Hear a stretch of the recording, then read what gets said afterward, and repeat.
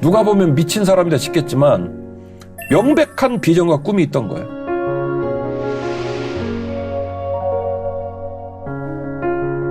문제의 핵심을 바르게 본 것 같아요.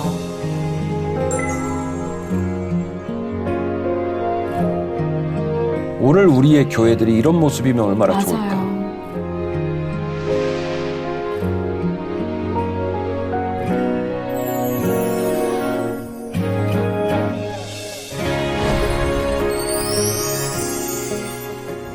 주인 씨, 한 주간 평안하셨죠? 네, 목사님 어떻게 지내셨어요? 저는 잘 지냈어요.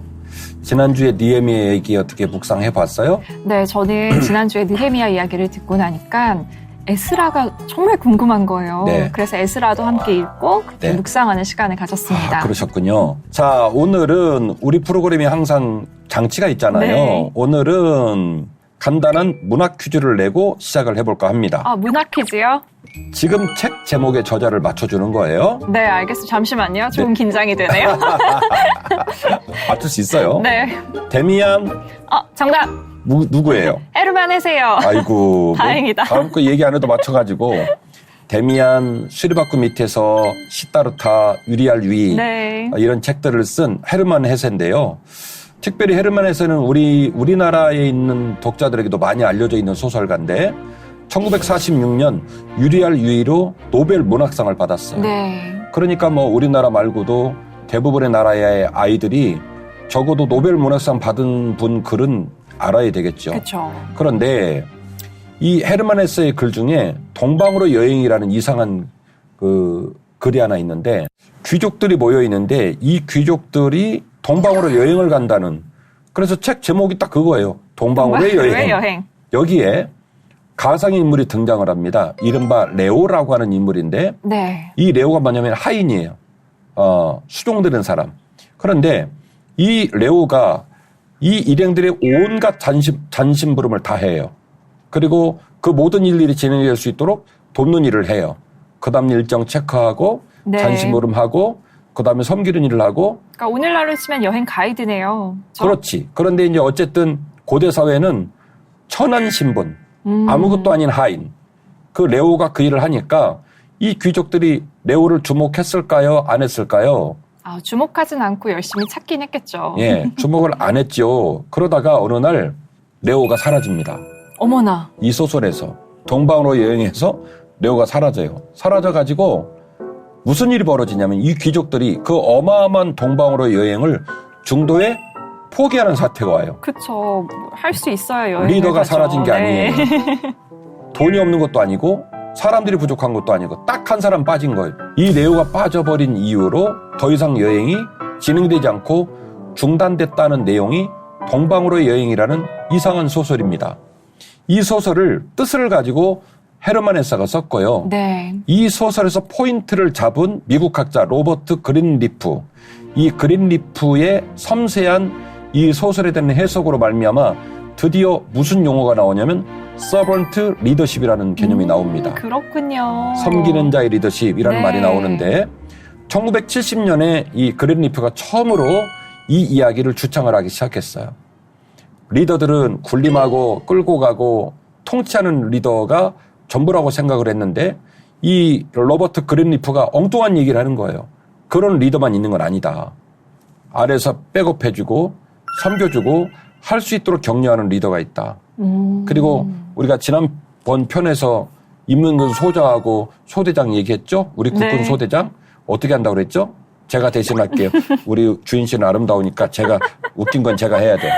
뭐 임문근 소장은 그런다고 그랬죠? 그 큰 바위 뒤에 가가지고 권총 하나를 들고 날래 진격하라우 뭐 네. 이렇게 얘기를 하고 우리 국군 소대장은 뭐라고 얘기를 했냐면 나를 그렇지 따르라. 전군 나를 따르라 이렇게 얘기하는데 이 로버트 그린리프가 말한 그 서번트 리더십이 그거예요. 내가 먼저 가는 거예요. 내가 먼저 발을 담그고 네. 내가 먼저 비를 맞고 그러면서 뭐라고 말하냐면 나를 따르라. 나와 함께 가자. 이렇게 얘기를 하는 건데요. 그러면 오늘 느헤미야가 이 서번트 리더십을 발휘했다는 말씀을 하실 건가요? 진짜 눈치 빨라. 자, 이 서번트 리더십의 역할을 세 가지로 나누고 있는데요. 네. 첫 번째는 방향 제시자. 좀 더 명확하게 목적을 제시하면 훨씬 더 좋겠다는 생각을 여러 번 네. 했어요. 열심히 해! 어떻게 해야 되는데. 구체적으로 설명해 주시면 그렇죠. 좋죠. 서번트 리더십의 가장 중요한 역할, 방향을 제시한다. 네. 두 번째는 의견을 조율한다.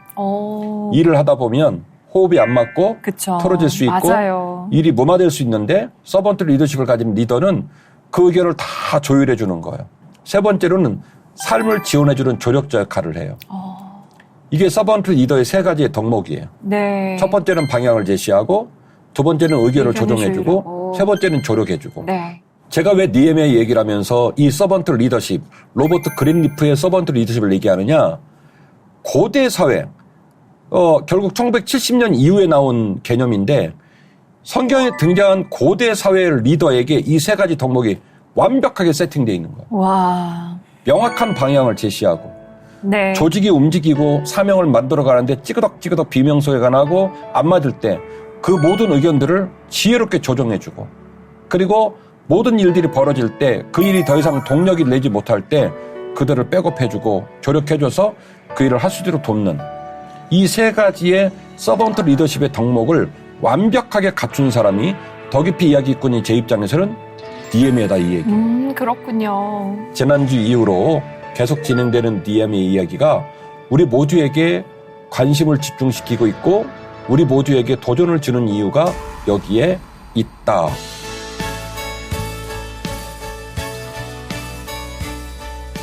자, 지난주에 제가 기대하시라 개봉박도 했던 이야기를 이어가도록 하겠습니다. 주인 씨가 지난주에 답변하셨잖아요. 몇 일 만에 완공했다고요, 성벽을? 52일 만에요. 아우, 대단해요. 니에미아서 3장 이후에 나오는 내용인데 성벽이 지난주에 되게 축소됐다고 그랬죠? 네. 히스기야 시대 때 거의 2만 5천 명이 있던 부분이 4,500명으로 떨어지고 네. 성벽도 굉장히 축소되었다라고 네. 얘기를 했는데 그 성벽이 북쪽 12시 방향부터 시작해서 시계 반다방으로 쭉 이제 문들을 열고 하게 되는 거예요.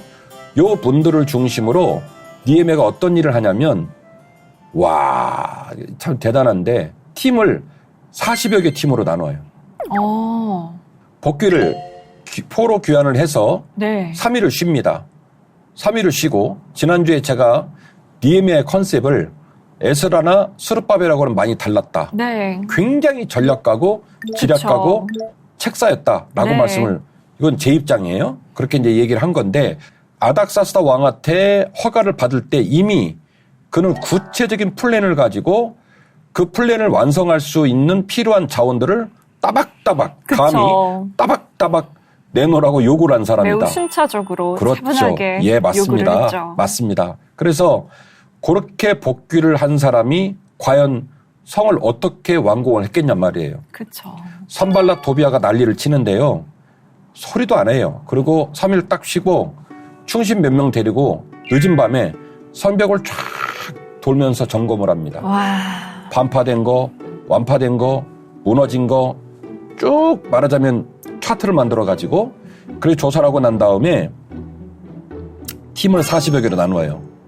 그러니까 산발랏 도비아 입장에서는 12시 방에서 시작을 한다고 치면 시계 반대로 가든 정방으로 가든 어쨌든 차근차근 우리 일상적으로 집 짓듯이 이렇게 짓거나 이렇게 짓 거라고 생각을 했던 거예요. 네.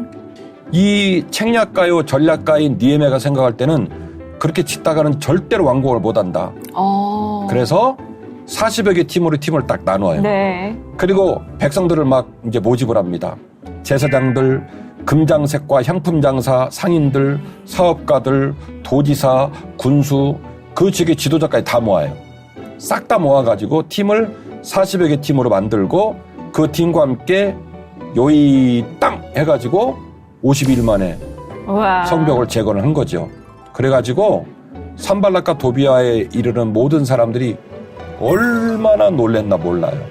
지금 말한 얘기로 따지면 막 다이나믹하고 멋있고 야 고생도 없고 야 지혜롭고 야 한 방에 됐나 보다 이런 생각이 드는데 그 안에는 진한 눈물과 땀이 스며져 있어요. 자, 요 본문은 요약한 본문을 이야기를 좀 읽어주실 일이 길어갖고 제가 네. 오늘은 줄였어요. 니에미아 다 4장 읽고 싶은데. 예, 16절에서 20절 내용을 축약한 겁니다. 저는 시청자분들이 이렇게 네. 축약해서 읽을 때는 그냥 시간 나실 때 본문을 쭉 읽어보시는 것도 좋을 것 같아요. 맞아. 예. 읽어보겠습니다. 느헤미야는 그때부터 그의 부하들도 절반은 일하고 절반은 갑옷을 입고 창과 방패와 활을 가지고 관리들은 백성 뒤에 진을 치고 성을 건축하는 자는 각각 허리에 칼을 차고 건축하고 나팔 부는 자를 곁에 두고 어디서든지 나팔 소리를 듣거든 모이게 한다. 어때요? 와. 기가 막힌 내용이죠? 네. 우리가 산을 올라가 보면 알지만 산을 올라가는 사람들은 거의 폴대 말고는 손에 안 들어요. 네. 왜냐하면 한 중턱 올라가면 이런 물컵 하나도 무거워요. 맞아요. 물컵 하나도 무겁다고. 네. 그런데 성을 중건하는 사람들이 부하들을 나눠가지고 반은 일하고 반은 갑옷을 입고 창과 방패를 들고 뒤에서 네. 대기하고 그리고 성을 건축하는 자들은 허리에 다 칼을 차고 그러니까요. 있고 심지어 건축하는 자도 건축만 한 게 아니라 무장을 했어요. 왔다 갔다 하면서 일을 해야 되는데 네. 그 허리에 칼을 차고 있고 또 와. 그 옆에는 나팔 부는 자들이 있어가지고 특정 지역에 접근 누르면 나팔을 불어가지고 팀이 지금 40개 팀이니까 주변 팀들을 끌어 모아서 이걸 막기 위한 진풍경도 이런 진풍경이 어디 있어요? 그러니까요. 마치 기드온 용사들을 하나님이 네. 선발하실 때 개울가에서 물 마시는 네. 모습으로 네. 선발하셨잖아요. 그러니까 그만큼 이렇게 경계를 늦추지 않고 성벽을 건축하게 한 것 같아요. 52일 만에 성벽을 다 중건했대, 재건했대. 와, 멋있어. 금방 이루어졌나 봐. 그런데 그렇지 않아요. 그 짧은 기간 동안에는 이 느헤미야의 리더십에 감복하고 함께했던 와. 백성들, 그들의 진한 눈물과 땀이 온몸에 스며져 있었다는 거예요. 그러니까요. 원수의 방해를 한치도 용납하지 않겠다는 그런 결단이 보이는 것 같아요. 조금 더 읽어주세요. 네. 심지어 성벽 공사를 위한 무리의 절반은 동틀 때부터 별이 나기까지 창을 잡았으며 밤에는 부하들과 함께 예루살렘 안에서 자며 경계를 서고 낮에는 일하라고 한다. 느헤미야를 포함한 모든 사람들이 옷을 벗지 아니하고 물을 기르러 갈 때도 각각 병기를 잡았다. 예. 와. 지금 이제 이렇게 글로 읽었던 글들을 그림으로 보면 훨씬 더 이게 마음에 와닿는데. 잘 그려져요. 네. 예. 근데 참 얼마나 노고가 힘들었을까. 저 성벽의 돌들이 얼마나 큽니까. 그러니까요. 그런데 저 돌들을 옮기고 축성하고 하는 과정 속에서 옆에 지금 그림들 보면 나팔 분 사람도 계시고 아까 반반 나눴다고 말했던 것처럼 반은 또 무기를 들고 뒤에서 네. 있고 이렇게 너무너무 번잡하고 수고스러운 일들을 52일간 감당을 한 거예요. 아니 어떻게 이렇게 지위 고하를 막론하고 모든 사람이 연합해서 이렇게 성벽을 다시 재건할 수 있었을까요? 1970년대에서부터 시작된 서번트 리더십. 네. 학문적으로 용어가 만들어졌는데 제가 볼 때는 서번트 리더십의 원조는 느헤미야라니까요. 와. 그 고대 사회는 인권이라는 개념이 없습니다. 족장 시대로 가면 아버지가 자식의 생사 여탈권을 갖고 있습니다. 맞아요. 그때 그리고 이삭도 그렇게 바치라고 했잖아요. 그리고 이 느헤미야 시절에도 양민과 노비들의 신분이 다르고 양민과 지도자의 신분이 다른데 느헤미야가 얼마나 아까 말했던 대로 정확한 목표를 제시하고 의견을 조정해주고 조력자 역할을 잘했는지 지금 우리 주인 씨 말했던 것처럼 진짜 한 몸처럼 한뜻 한마음 돼서 모든 사람이 이 수고로운 일을 감당한 거예요. 두 번째 읽어준 내용들을 보면 말하자면 이런 얘기예요. 느헤미야하고 함께한 지도자들이 퇴근을 안 했다는 거예요. 52일간. 그리고 잘 때도 네. 옷을 벗지 않았다는 거예요. 자원하는 마음으로 당직을 섰네요. 예, 옷을 벗지 않고 물을 기르러 갈 때도 심지어 그 무거운 물을 기르러 갈 때도 병기를 들고 물을 기르러 갔다. 그러니까 돈 주고 할 수 있는 일은 아니에요. 네. 권력을 가진 왕이 시킨다고 할 일이 아니에요. 그렇죠. 그야말로 한마음 한뜻으로 똘똘똘 뭉쳤기 때문에 52일 만에 성벽이 중건되었다라는 네. 거죠. 여기에 또 다른 눈물이 있는데 느헤미야 5장에 나온 내용입니다. 가난한 백성들을 노예화시켜가지고 노예화되어서 고리대금으로 너무나 많은 이자를 내야 할 백성들이 더 이상 성벽 재건을 참여할 수 없다고 애로사항을 얘기하는 사태가 벌어집니다. 느헤미야가 말합니다. 존말할 때 다 돌려줘. 고리대금 하지 마. 그렇게 해서 내부적인 갈등들도 느헤미야가 조정을 해주게 되는데 와. 이 조정하는 가운데 느헤미야가 했던 행위가 있어요. 어떤 행위였죠? 한번 읽어주세요. 네.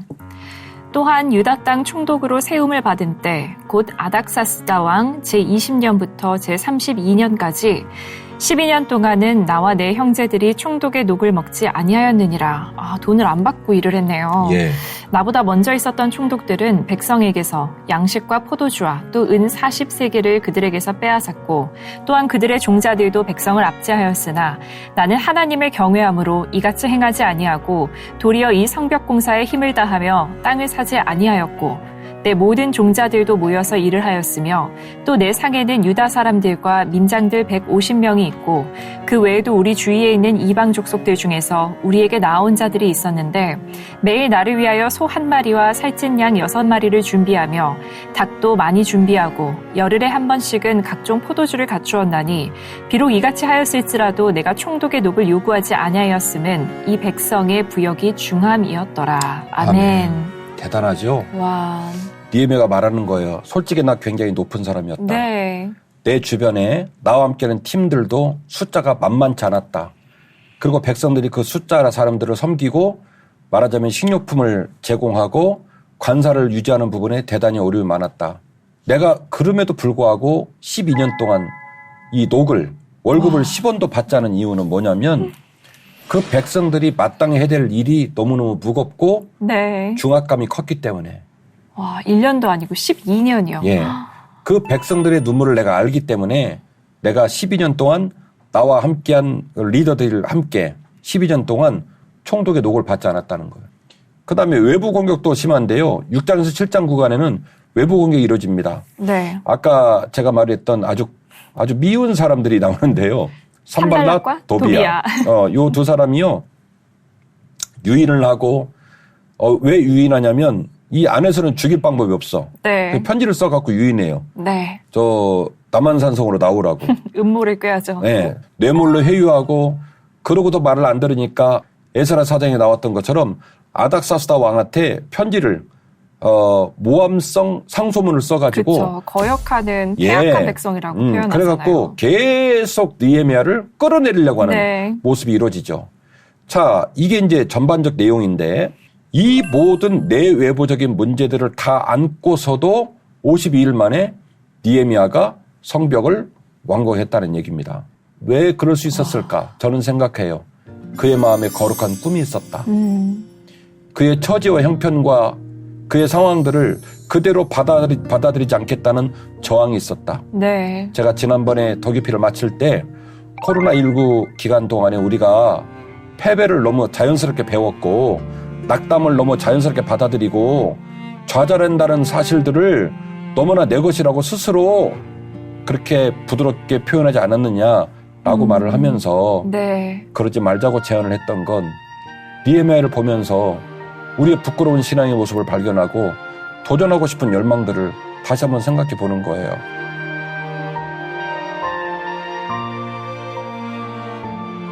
느헤미야가 왜 이렇게 성벽 재건에 목숨을 걸었고 최선을 다했을까?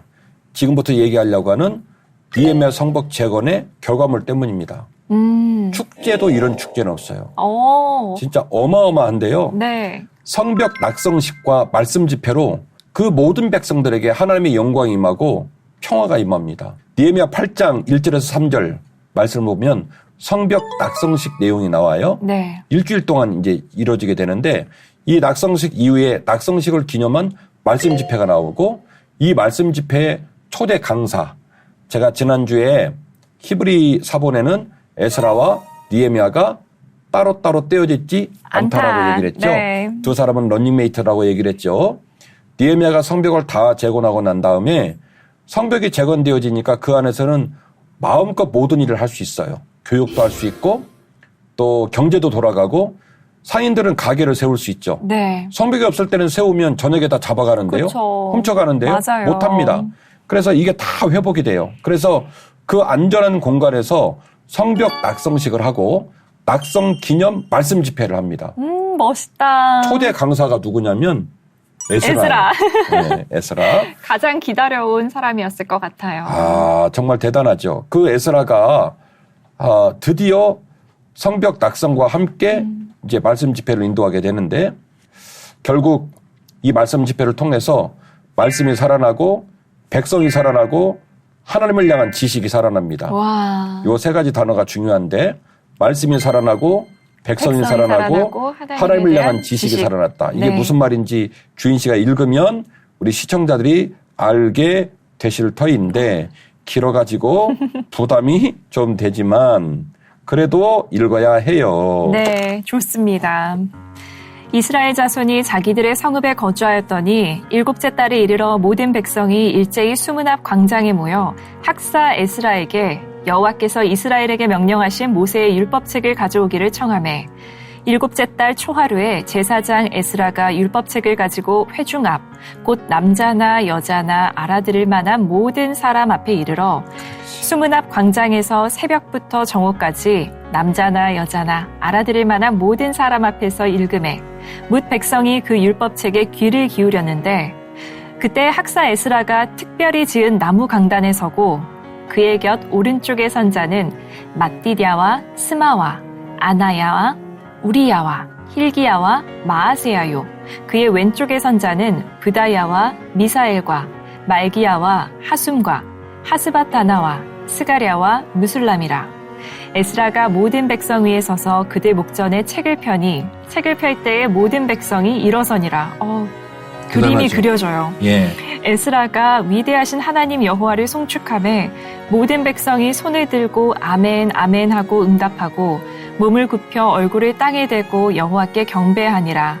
예수아와 바니와 세레비아와 야민과 악굽과 사브데와 호디야와 마아세야와 그리다와 아사랴와 요사밧과 하난과 블라야와 레위 사람들은 백성이 제자리에 서 있는 동안 그들에게 율법을 깨닫게 하였는데 하나님의 율법책을 낭독하고 그 뜻을 해석하여 백성에게 그 낭독하는 것을 다 깨닫게 하니 백성이 율법의 말씀을 듣고 다 우는지라. 총독 느헤미야와 제사장 겸 학사 에스라와 백성을 가르치는 레위 사람들이 모든 백성에게 이르기를 오늘은 너희 하나님 여호와의 성일이니 슬퍼하지 말며 울지 말라 하고 느헤미야가 또 그들에게 이르기를 너희는 가서 살찐 것을 먹고 단 것을 마시되 준비하지 못한 자에게는 나누어 주라. 이날은 우리 주의 성일이니 근심하지 말라. 여호와로 인하여 기뻐하는 것이 너희의 힘이니라 하고 레위 사람들도 모든 백성을 정숙하게 하여 이르기를 오늘은 성일이니 마땅히 조용하고 근심하지 말라 하니 모든 백성이 곧 가서 먹고 마시며 나누어 주고 크게 즐거워하니 이는 그들이 그 읽어 들려준 말을 밝히 알미라. 아멘. 네. 굉장히 웅장하고 가슴이 벅차오르는 것 같아요, 목사님. 갑자기 눈물이 나는데 제가 목사잖아요. 네. 그러니까 말씀을 증거할 때마다 성도들이 말씀을 잘 잡수셨으면 또 그 말씀을 잘 이해했으면 하는 마음이 항상 많아요. 네. 그런데 항상 그러지 못해서 속상할 때가 많고 그럴 때면 제 마음에 하나님 저를 주님의 도구로 잘 써주세요. 예, 그렇게 기도할 때가 많죠. 오늘 그러려고 한 건 아닌데 우니까 글씨가 안 보이는데 갑자기 이렇게 눈물이 쏟아져 나온 건 이스라엘 백성들은 뼛속까지 이스라엘 백성이란 말이에요. 네. 그러니까 하나님 말씀을 읽었겠죠. 네. 하나님 말씀을 배웠겠죠. 신명기 6장 4절의 말씀처럼 쉐마의 말씀으로 네. 집에서 부모님에게 배웠겠죠. 그쵸. 그런데 그 말씀을 통달한 지도자들과 함께 대규모로 모여가지고 네. 안전한 장소에서 말씀 집회를 못했던 거예요. 그쵸. 그런 장소가 없으니까. 네. 성전은 아무나 들어갈 수가 없고 성벽은 회파됐고 얼마나 애가 탔겠어요. 우리 아버지가 가난한 목사로 3번이나 교회를 개척해 나가는 과정 속에서 그때 교회가 개척되어서 완공될 때마다 성도들이 첫 예배를 드리면서 우느라 예배를 못 드렸던 건 큰 교회 성도들 입장에서는 그 초라한 교회가 무슨 의미가 있을까 싶지만 그 예배당이 없어가지고 집들을 돌아다니면서 가정에서 예배를 드리면서 예배당이 지어지기를 원했던 성도들 입장에서는 그 초라한 모습인 그 예배당에서 예배를 드릴 때 우느라고 뭐 아버지 어머니도 울고 우리 교인들도 울고 우느라 예배를 못 드리는 거죠. 좀 그런 느낌을 받은 거예요. 실은 얼마나 애가 타요. 그쵸. 우리 민족이 마음껏 모여서 좀 제사하고 마음껏 모여서 말씀을 연구하고 마음껏 모여서 하나님 말씀을 배울 수 있으면 얼마나 좋을까 이런 열망이 있었다는 거죠. 그 열망을 누가 읽었냐면 느헤미야가 읽은 거예요. 그래서 내가 12년 동안 봉급 못 받아도 좋고 아닥사스다 왕한테 찍혀갖고 까딱 잘못하면 죽을 수 있음에도 불구하고 나는 이 일을 할 거야. 누가 보면 미친 사람이다 싶겠지만 명백한 비전과 꿈이 있던 거예요. 두고 봐라. 52일이 지나고 나면 온 백성이 마음껏 하나님 말씀 배울 수 있는 거룩한 땅이 펼쳐질 거야. 이 거룩한 꿈을 품고 느헤미야와 함께했던 팀들이 헌신한 거예요. 그리고 드디어 느헤미야는 그 꿈을 이루었습니다. 와. 그래서 학사 에스라가 집회를 하는데 지금 우리가 예배드리는 예배당을 연상할 수 있게 되죠. 탁자를 하나 마련해가지고 높은 곳에 탁자를 마련하고 탁자 위에 에스라가 올라가고 그 옆에 지금으로 말하면 부목사님들 정도 된다고 생각할게요. 동역자들이 쫙 서가지고 에스라가 말씀을 선포하고 하나님의 율법을 읽고 그러면 말하자면 복도로 쫙 들어가가지고 그 백성들에게 그 말 알아듣냐, 이 단어가 뭔지 아느냐, 돌아다니면서 보충학습 해주면서. 그러니까요. 율법을 깨닫게 해줬다고 하잖아요. 그래서 도대체 에스라가 말하는 말이 무슨 말인지 알 수 있도록 그 옆에 동역자들이 쫙. 와. 그러니까 이거는 아름다운 축제적 행사도 이런 행사가 있을까 싶은 거예요.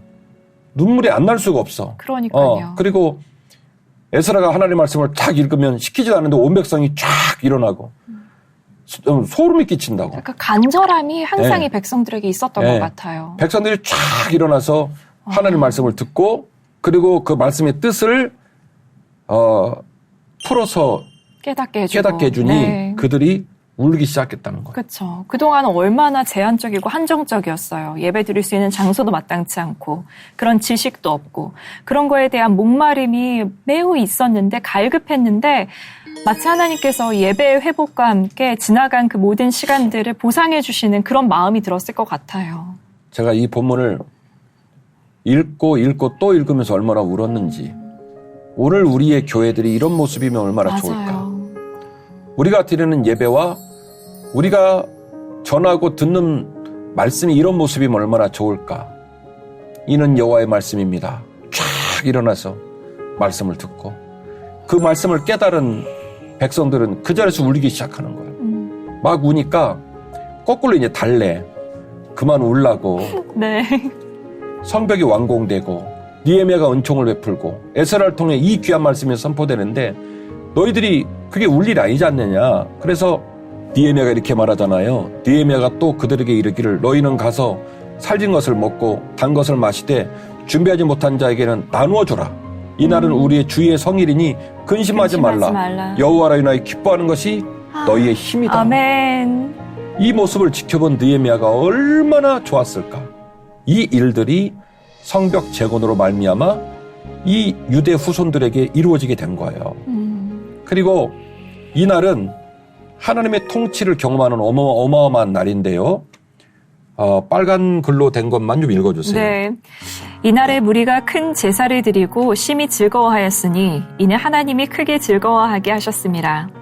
부녀와 어린아이도 즐거워하였으므로 예루살렘이 즐거워하는 소리가 멀리 들렸느니라. 제사장들과 레위 사람들에게 돌릴 것, 곧 율법에 정한 대로 거제물과 처음 익은 것과 11조를 모든 성읍 밭에서 거두어 이 곳간을 쌓게 하였노니 이는 유다 사람이 섬기는 제사장들과 레위 사람들로 말미암아 즐거워하기 때문이라. 아멘. 아멘. 이제 무슨 일이 벌어졌냐면 드디어 활용점정이 된 거죠.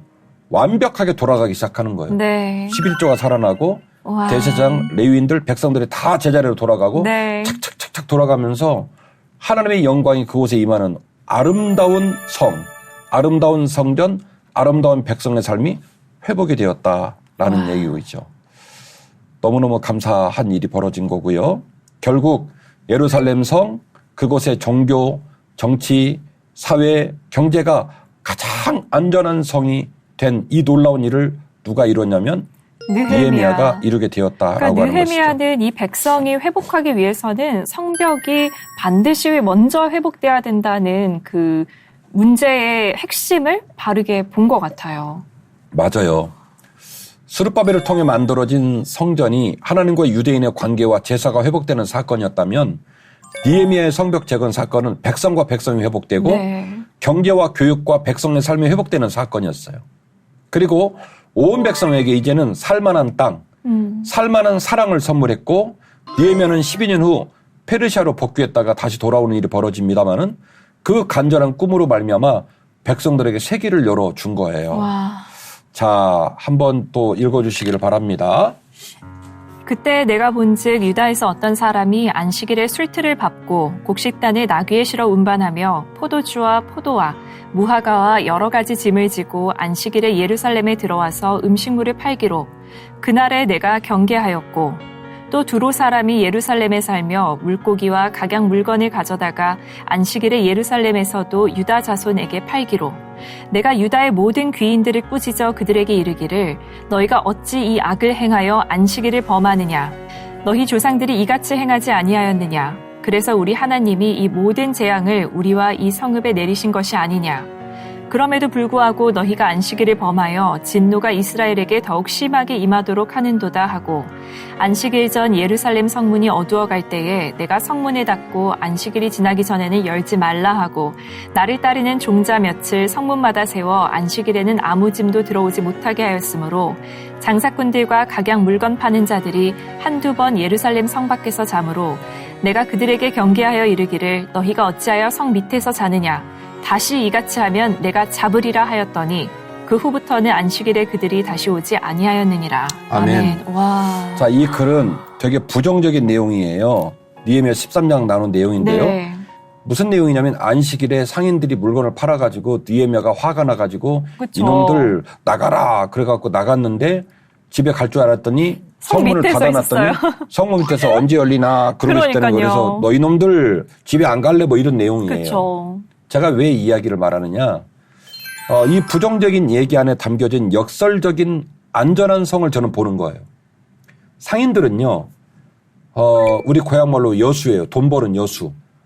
여우. 돈 버는 여우거든요. 자기가 열심히 비즈니스를 해가지고 수익을 냅니다. 그게 상인의 목적이에요. 그런데 그가 상거래 활동을 하는 지역이 안전하지 않으면 상인들은 입점하지 않습니다. 헛고생이거든요. 맞아요. 하루 종일 팔아가지고 외적이 와서 뺏어가면 그건 이미 비즈니스로는 실패한 네. 거예요. 그래서 특별히 당시에 두로와 시돈 사람들은 아주 동관계에 밝은 사람들이에요. 이 지중해 해안가에 있는 도시들이잖아요. 그래서 오늘 읽어준 내용 보면 물고기 가져와서 팔았다고 얘기하는데 이미 두로와 시돈에 있는 상인들이 어디에 입점을 한 거냐면 예루살렘 성에 입점을 한 거예요. 아, 이제는 인허가 내가지고 가게 세워도 되겠다라고 하는 안정감이 예루살렘 성이 이미 확보가 됐다는 거예요. 네. 그리고 이 소문이 나가지고 상인들이 막 입점을 해서 물건을 파기 시작하는데 선 넘는 행동을 해요.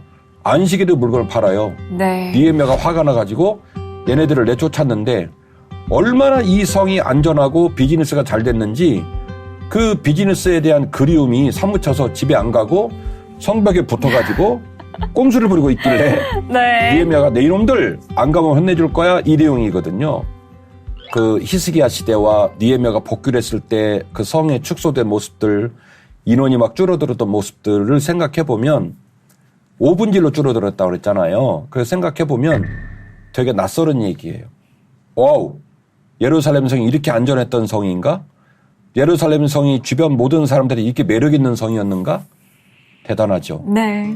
지난 2주간 진행한 느헤미야 이야기는 불가능에 가까운 상황을 저항하고 백성들에게 평화와 행복을 선물하고 싶어 했던 한 사람의 말할 수 없는 간절함과 기적의 이야기예요.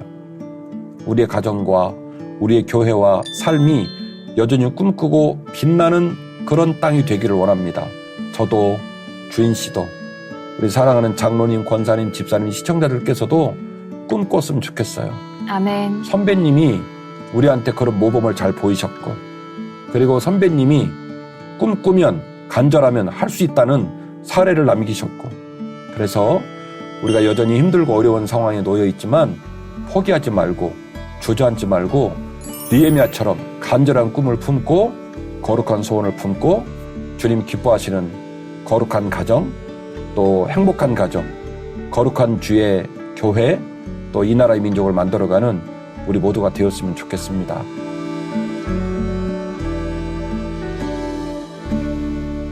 저에게는 정말 이 시간이 방송을 넘어서 제 개인적인 삶에 목사님께서 주시는 그 레마의 말씀이 있어요. 그래서 제 삶에 적용할 수 있는 부분이 있는 것처럼 시청자분들도 이 프로그램을 그냥 우연히 본다고 생각하진 않아요. 예. 분명히 각자의 삶의 그 자리에서 하나님께서 주시는 그런 레마의 말씀이 있다고 생각을 하고요. 그리고 저는 오늘 이 방송을 통해서 아까 전에 말씀 읽을 때 목사님께서 우셨잖아요. 근데 저도 그 감동이 전해졌는지 그 모습이 그려지더라고요. 근데 무엇보다 백성들에게는 그 간절한 마음이 있었다는 것. 그리고 하나님께서 그 간절히 찾는 자를 무시하지 않으셨고 응답을 하셨다는 것. 그래서 그 간절한 마음이 우리 모두에게 회복이 될 필요가 있고 또 지금 전염병으로 전 세계 성도들이 다 많이 힘들어 했었잖아요. 코시국에 예배에 모이지도 못하고. 그래서 그런 어려움이 살짝 비슷하다는 생각을 하기도 했고요. 근데 하나님께서 분명히 회복시키신다는 것. 그것에 대한 희망도 품게 됐습니다. 감사합니다. 저도 주인 씨도 우리 시청자들도 비록 주어진 삶의 무게가 만만치 않지만 또 우리 인생이 제가 살아보니까 뜻대로 안 돼요. 그렇지만 우리를 사랑하시고 또 우리에게 용기를 주시는 주님을 바라보고 중요한 건 그거예요. 간절한 눈물, 거룩한 꿈을 품자. 아멘. 그러면 주께서 그 길을 열어주실 줄로 믿고 그 길을 같이 가십시다. 오늘 함께해 주셔서 감사해요. 감사합니다. 다음 주에 봬요. 네.